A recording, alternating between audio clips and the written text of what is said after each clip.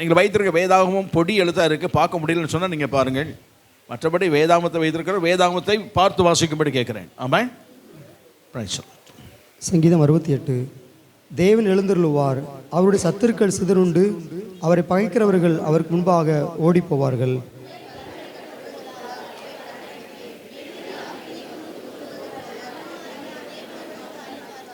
நீதிமான்களோ தேவனுக்கு முன்பாக மகிழ்ந்து கலிகூர்ந்து ஆனந்த சந்தோஷம் அடைவார்கள்.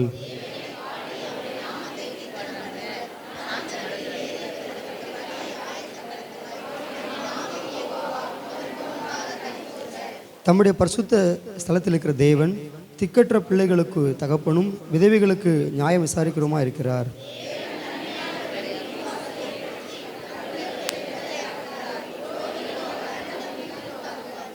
தேவனே, நீர் உம்முடைய ஜனங்களுக்கு முன்பாக சென்று அவாந்தர வெளியிலே நடந்து வருகையில்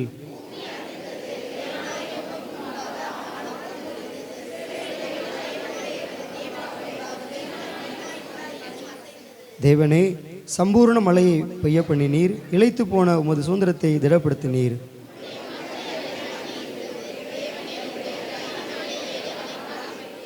ஆண்டவர் வசனம் தந்தார், அதை பிரசிப்படுத்துவோர் கூட்டம் மிகுதி.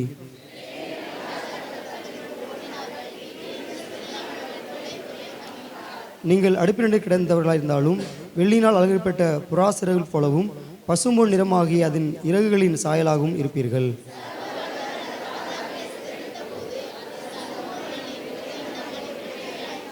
தேவ பர்வதம் பாசான் பர்வதம் போல் இருக்கிறது. பாசான் பர்வதம் உயர்ந்த சிகரங்கம் உள்ளது.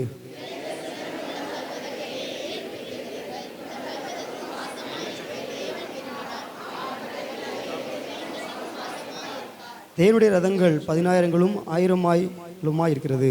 ஆண்டவர் பரிசுத்த ஸ்தலமான சீனாயில் வண்ணமாய் அவைகளுக்குள் இருக்கிறார்.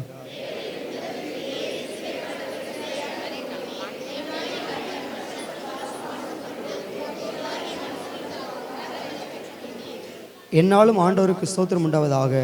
நம்மேல் பாரம் சுமத்தினாலும் நம்மை ரட்சிக்கிற தேவன் அவரை சேர்ந்து வாசிக்கலாம். நம்முடைய தேவன் ரட்சிப்பை இருக்கிறார். ஆண்டவராகிய கர்த்தரால் மரணத்துக்கு நீங்களாக்கும் உண்டு. ஆமென்.